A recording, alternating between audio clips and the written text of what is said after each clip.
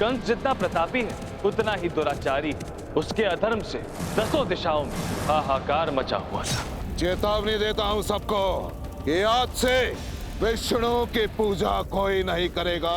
कंस के मन में नारायण के लिए इतनी घृणा क्यों थी? मुझसे शत्रुता उसके पिछले जन्म से ही थी। पिछले जन्म में कंस हिरणाक्ष राक्षस का बेटा कालनेमी था। रुक जाओ कालनेमी।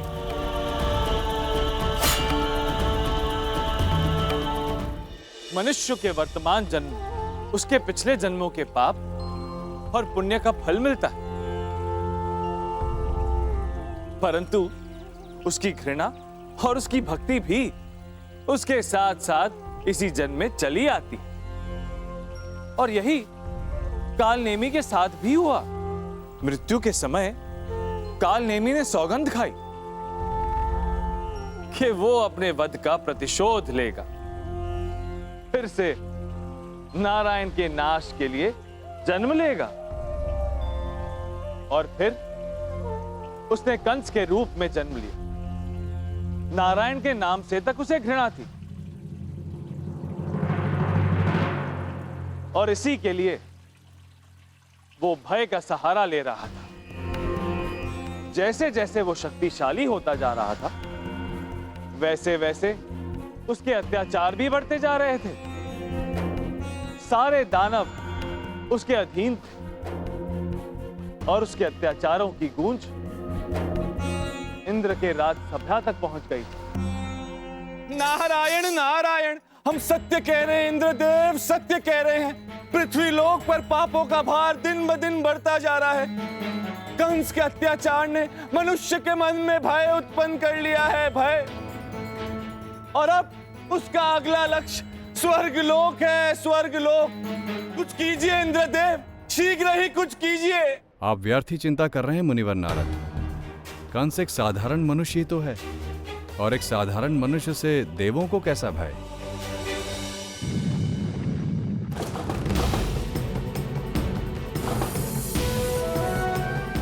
ये भूचाल नहीं है इंद्रदेव, ये भूचाल नहीं है। कंस की बढ़ती शक्तियों का प्रमाण है जिसे आप कम आंक रहे हैं। कंस कोई साधारण मनुष्य नहीं है, कालनेमी का पुनर्जन्म है, कालनेमी का, जिसका लक्ष्य, जिसका उद्देश्य समस्त देवताओं से पूर्व जन्म के वध का प्रतिशोध लेना है। इंद्रदेव, हम आपसे विनती करते हैं, कुछ कीजिए, शीघ्र ही कुछ कीजिए। नारायण नारायण। कंस का पाप अत्याचार की सभी सीमाएं लांघकर स्वर्गलोक के द्वार खटखटा रहा था। पृथ्वी अब और पीड़ा नहीं सहन कर पा रही और इसीलिए उसने गाय का रूप धारण किया और सहायता लेने के लिए ब्रह्मा और रुद्र के पास गई। परंतु उन्होंने कहा कि उनकी सहायता केवल नारायण कर सकते हैं, क्योंकि कालनेमी को समाप्त करने की शक्ति केवल नारायण के पास ही थी। ब्रह्मा और महेश नारायण के पास पहुंचे। नारायणं नमस्कृत्य नरं चैव नरोत्तमं देवीं सरस्वतीं व्यासं ततो जयम्। ब्रह्मदेव और महेश का स्वागत करके मैं धन्य हुआ।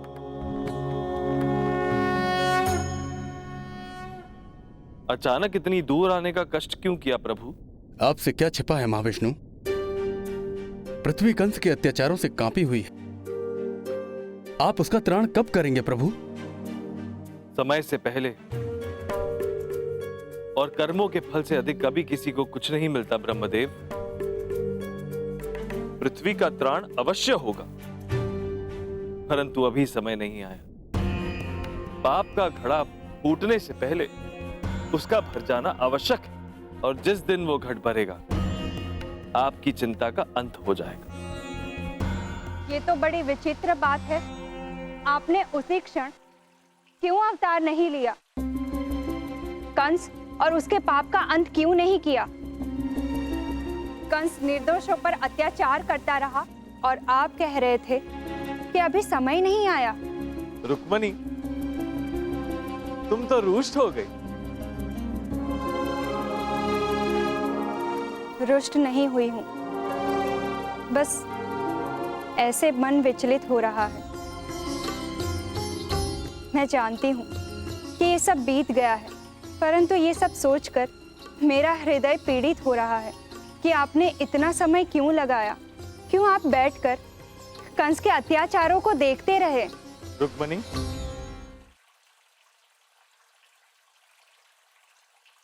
कदाचित तुमने सुना नहीं, समय से पहले और कर्मों का चक्र पूर्ण होने से पहले कभी किसी को कुछ नहीं मिलता। आकाश की ओर देखो रुक्मणी, सब कुछ समय के अधीन है। मैं भी। आज पूर्णिमा है और चंद्रमा पूरी कांति से दीप्त है, परंतु पूर्णिमा आने से पहले और बाद में भी अमावस्या का आना निश्चिंत हो, और यही प्रकृति का नियम है। जब तक अमावस्या का अंधकार ना होगा, पूर्णिमा के चंद्र की महत्ता सिद्ध नहीं होगी। पाप अपने अंत की ओर स्वयं बढ़ता है। उसका स्वयं का किया हुआ पाप उसे विनाश की ओर ले जाता है, और कंस भी धीरे धीरे अपनी विनाश की ओर बढ़ रहा था। और फिर ऋषि मुनि का श्राप भी तो पूर्ण होना था। कंस के नाश का बीज उसी कोख से आना था जिससे वो सबसे अधिक प्रेम करता था। अर्थात महाक्रूर, महाक्रोधी, महाअत्याचारी कंस के हृदय में एक कोमल कोना था, जहां प्रेम बसता था, भावनाएं थी, चिंता थी, मोह था अपनी बहन देवकी के लिए। राजकुमारी देवकी आपके स्वयंवर के लिए राजसभा राजकुमारों से भर चुकी है, तो उन्हें प्रतीक्षा करने दो। महाबली कंस की बहन से विवाह करने के लिए उन्हें प्रतीक्षा का मूल्य तो चुकाना ही होगा। अवश्य।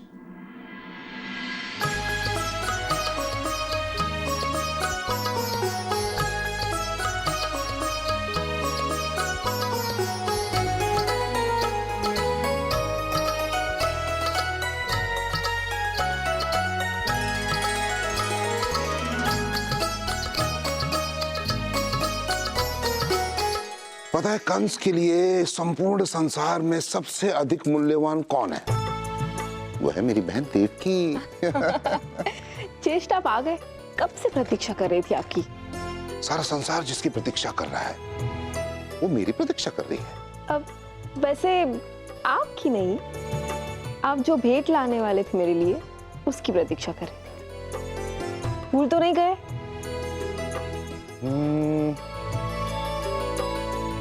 कंस श्वास लेना भूल सकता है परंतु अपनी बहन का हट नहीं।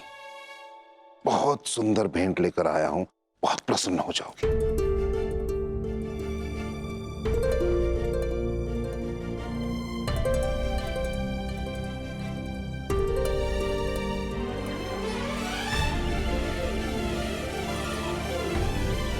कैसा लगा?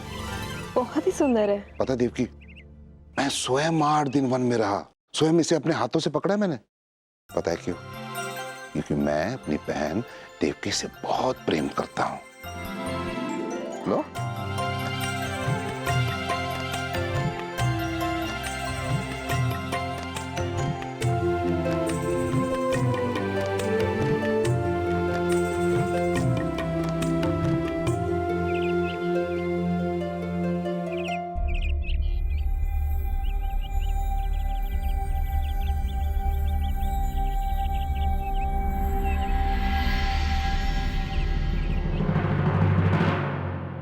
अरे ये क्या किया तुमने? अरे मेरे परिश्रम को व्यर्थ कर दिया तुमने देवकी। परंतु पक्षी का परिश्रम सफल कर दिया। आपने देखा नहीं ज्येष्ठ, पिंजरे में होने के बावजूद वो मुक्त होने के लिए किस तरह फड़फड़ा रहा था। पिंजरा चाहे सोने का ही क्यों ना हो, पक्षी का आनंद खुले आकाश में विचरण करने में ही है। स्वर्ण कटोरी में प्रस्तुत राजभोग में वो आनंद कहाँ जो कड़वी निम्बोली खाने में, क्योंकि वो उसे स्वतंत्र होने का भान कराती है। पक्षी का आनंद स्वतंत्र होने का था और मेरा आनंद पक्षी में था, इसीलिए मैंने उसे मुक्त कर दिया। तुमने इसे तो मुक्त कर दिया देवकी, और तो स्वयं स्वयंवर में किसी और से बनने वाली हो, वो भी जीवन भर के लिए। ज्येष्ठ, विवाह बंधन नहीं है, वो तो स्वतंत्रता की अनुभूति है, और मैं उसी से विवाह करूंगी जो मेरी ही तरह स्वतंत्रता प्रिय हो। जो विचित्र होता है उसके हर कार्य में विचित्रता आ जाती है। अपनी प्रिय बहन देवकी के स्वयंवर के लिए कंस ने बड़ी विचित्र परीक्षा रखी।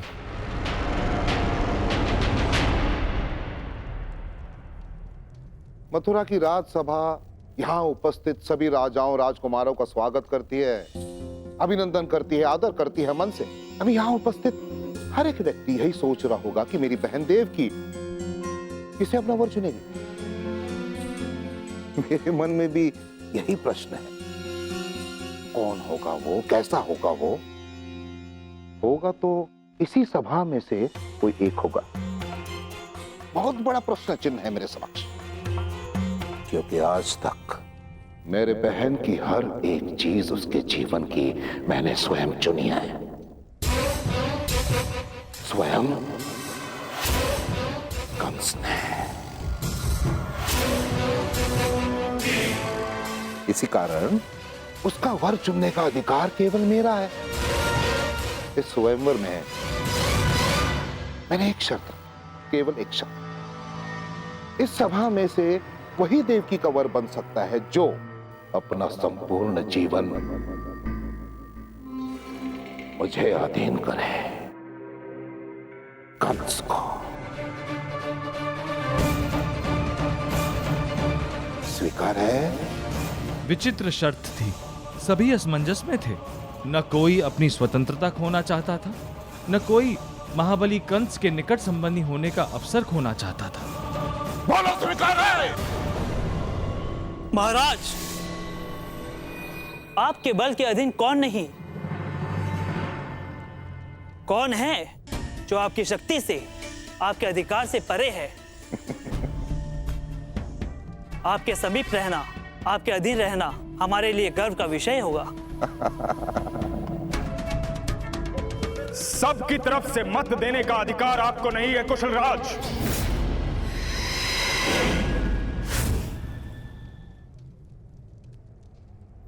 मेरे प्रिय मित्र वसुदेव, तुम्हारे कहने का अर्थ यह है कि तुम मेरे शर्त से सहमत नहीं। क्या तुम्हारे कहने का अर्थ यह है कि तुम मेरे विचारों का विरोध कर रहे हो वसुदेव?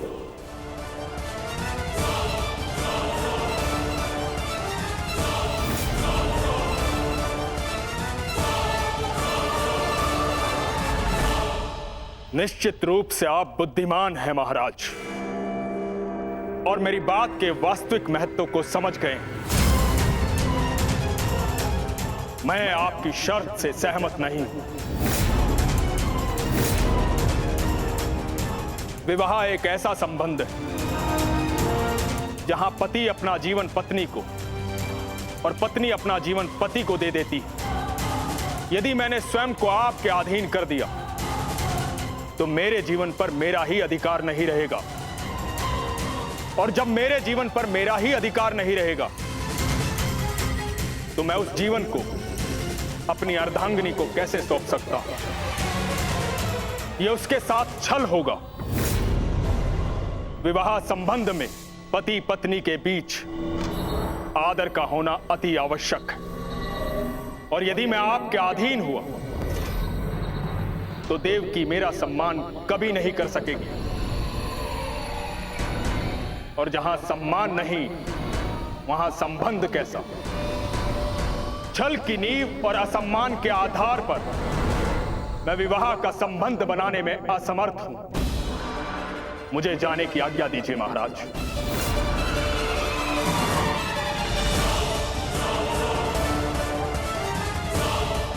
ठहरो।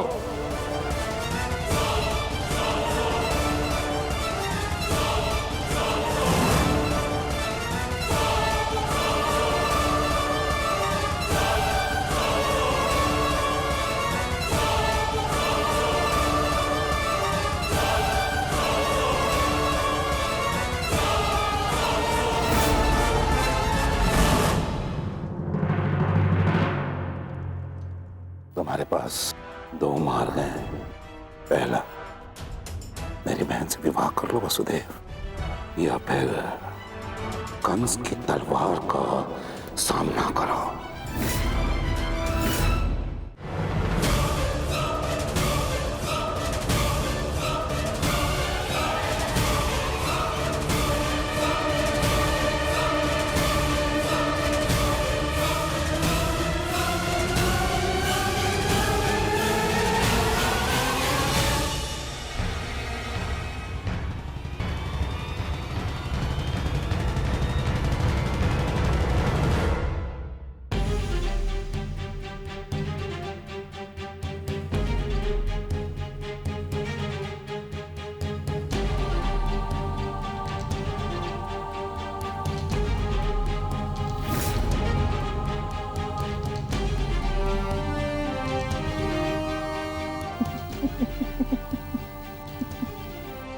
साहस है तुम्हारे भीतर, तुम कंस का विरोध करने लगे, जिसकी शक्ति के समक्ष स्वयं देवता भी कांपते हैं। उसको पीठ दिखाने का साहस तुमने किया कैसे? अरे जिसकी राजसभा में दास बनने के लिए स्वयं देवता व्याकुल रहते हैं, उस सभा को छोड़कर जाने का साहस तुमने किया कैसे? अभी तुम सोचो कि कंस का अपमान करने के बाद क्या कंस तुम्हें सभा से जाने देगा? ना, कंस तुम्हें इस सभा से कभी नहीं जाने देगा।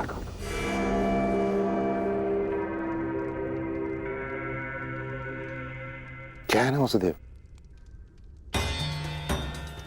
इस सभा में सर्वश्रेष्ठ वर तुम हो, और तुम ही हो जो विवाह के संबंध का अर्थ समझता है।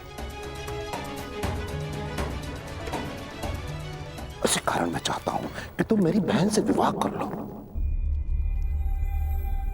जो व्यक्ति किसी का दास नहीं बनना चाहता, वो मेरी बहन को कभी भी दासी नहीं बनाएगा। और जिस व्यक्ति में इतना साहस है कि वो कंस के विरोध में खड़ा हो गया, वो निश्चित रूप से जीवन भर मेरी बहन को सुरक्षित रखेगा। तुम्हारे पास दो मार्ग हैं।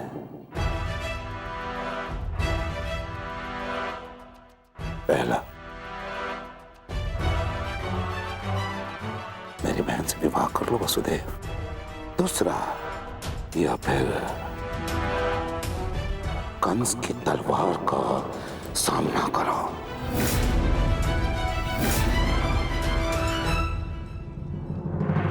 सोच लो तुम्हें क्या करना है। मैं आपकी तलवार से भयभीत नहीं हूं महाराज, परंतु अपने प्रिय मित्र को खोने का साहस भी मुझ में नहीं है।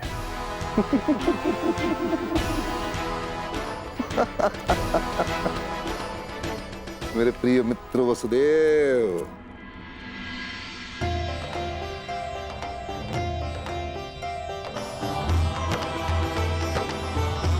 माता देवकी का विवाह पिता वासुदेव से संपन्न हुआ। कंस बहुत प्रसन्न था, परंतु उसे ये ज्ञात नहीं था कि वो अपने काल को लाने का उपक्रम कर बैठा है। विदाई के समय कंस स्वयं अपनी बहन को ससुराल पहुंचाने के लिए रथ का सारथी बना।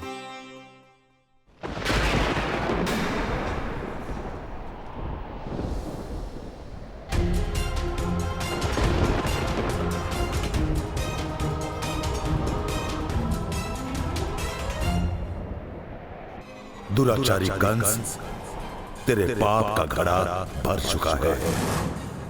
अब तेरा अंत वही करेगा जिसका तू मामा होगा।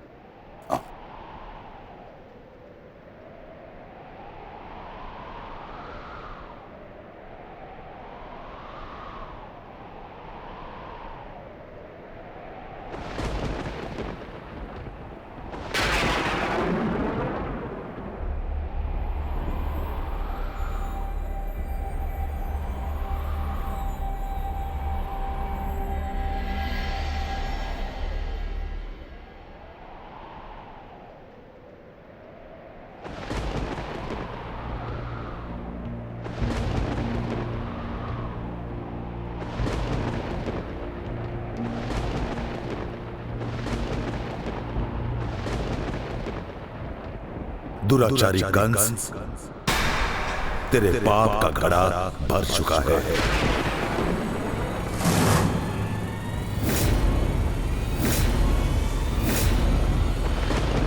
तेरा अंतिम समय निकट आ गया है। जिस देव की वासुदेव के विवाह संबंध से तू इतना प्रसन्न है, उसी संबंध के फेरों की अग्नि से तेरी चिता प्रज्वलित होगी।